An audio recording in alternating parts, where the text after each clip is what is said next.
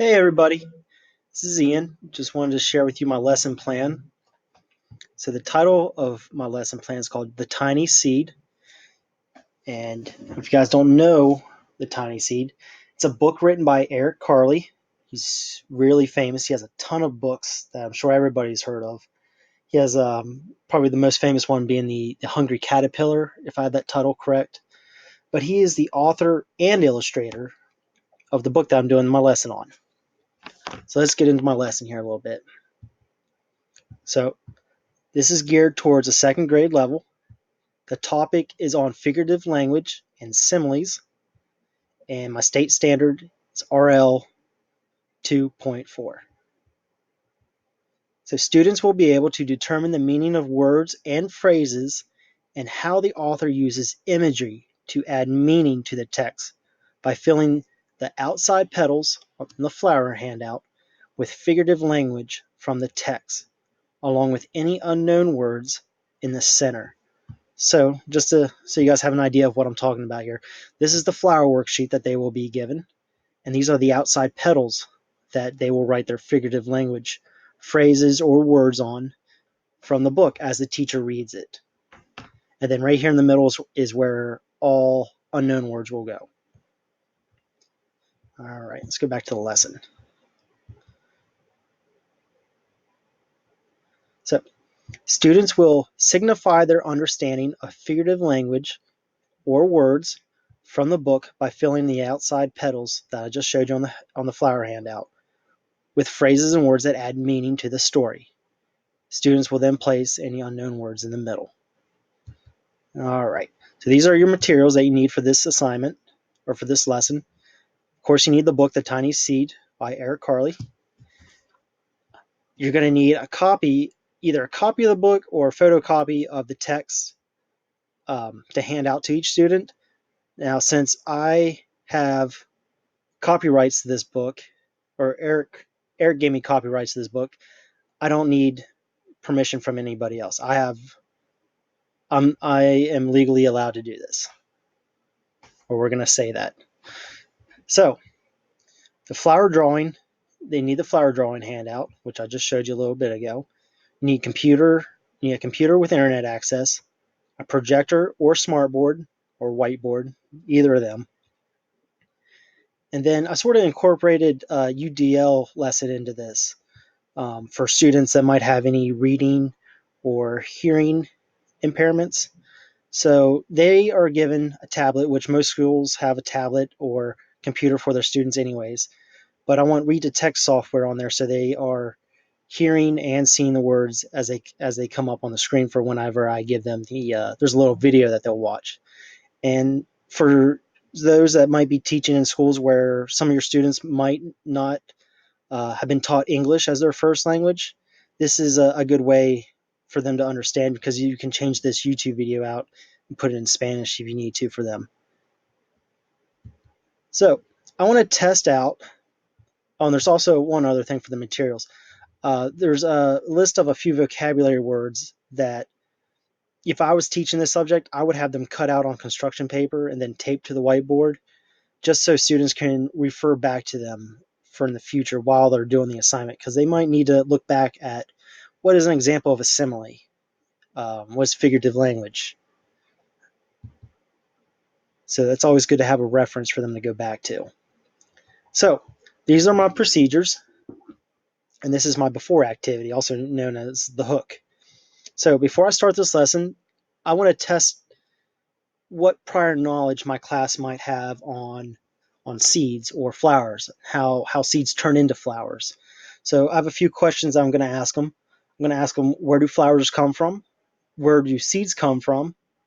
What happens when a flower dies? And I'm going to give them a little bit of time in between each question, and I'm going to let them talk to their neighbor, just their neighbor, because I don't want them getting up, flying all over the room. Like to try to keep it organized and not chaotic, so they can talk to their neighbor about each one of these for about 20 seconds or so. And then we're going to discuss it as a group. Then we're going to watch a short little video that I found on YouTube that I was talking about a second ago on how seeds become plants and ultimately back to seeds again. So this video is very nice. It goes right along with my book. It's perfect. And it's only 2 minutes and 19 seconds, so very manageable to get in on your class time. All right, moving right along.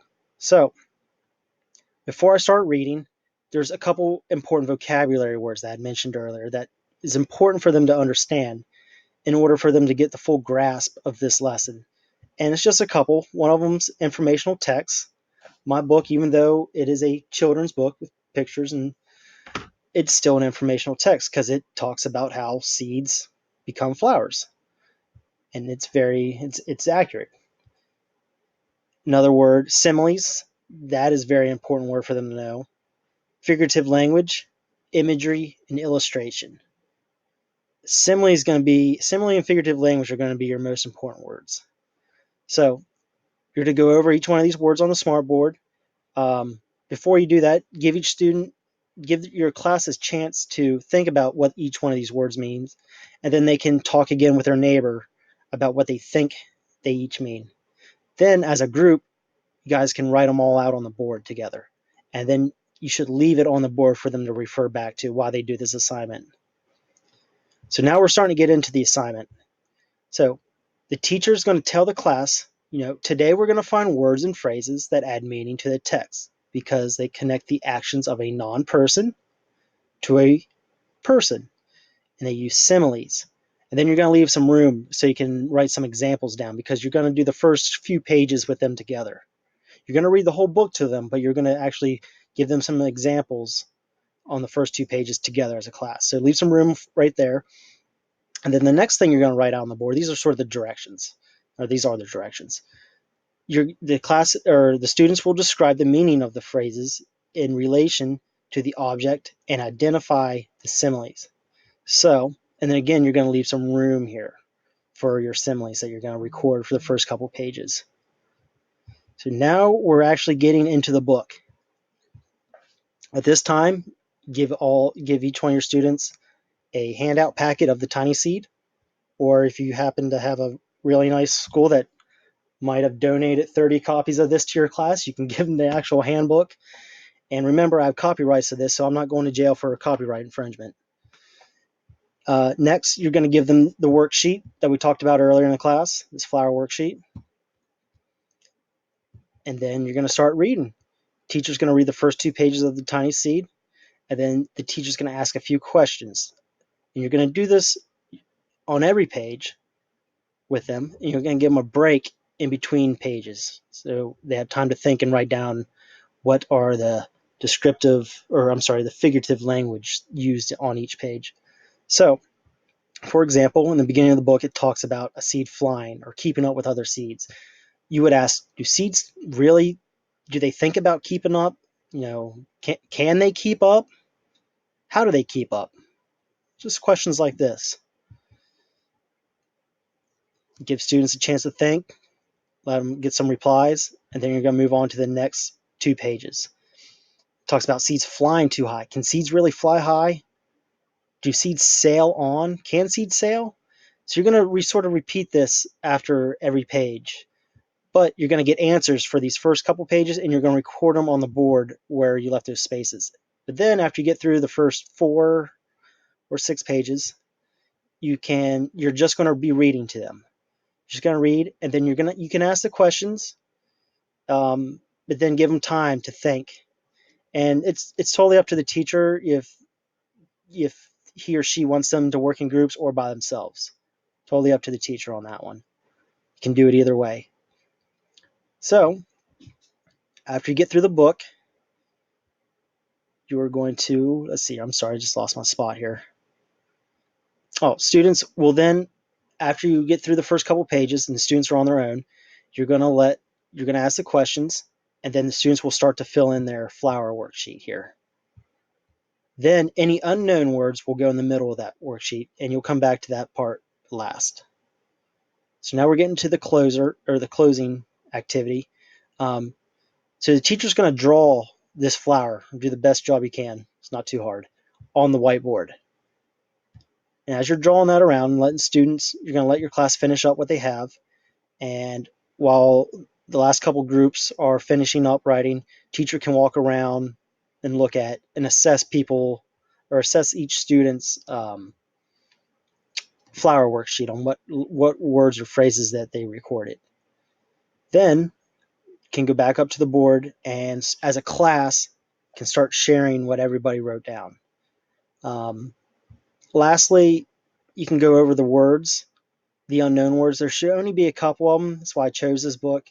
There should only be a couple of them, like pod, burst, or drowned. Those might be the only words that they have trouble with. Again, you can give them a chance to think about what they mean, talk to their neighbor.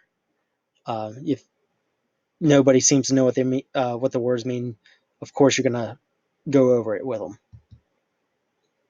Then you're going to encourage the students to think about the colors used in this book. Eric uses a lot of bright colors in his illustrations, and you want to encourage your students to try to make the flower look like the one that Carol did in the book. Now, I know you're not supposed to tell kids how to be creative, but this is all about paying attention to the book. So you should have them using nice bright colors for the flower. And some side notes, let me just show you guys here. This is what a flower is going to look like when it's filled in. Look at that for a second. And then when it's done, this student here used a whole bunch of bright colors, paid attention to the text. And then, of course, their unknown words went in the middle. And then I had some teacher notes here at the end. This lesson can be geared up or down, depending on the level of your students.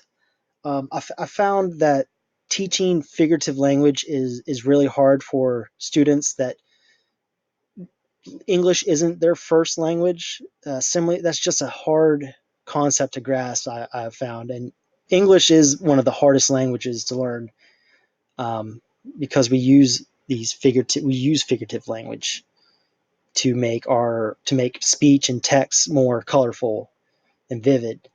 We use similes to compare like things to unlike things, and there aren't really too many languages that do it the way we do it in the English language.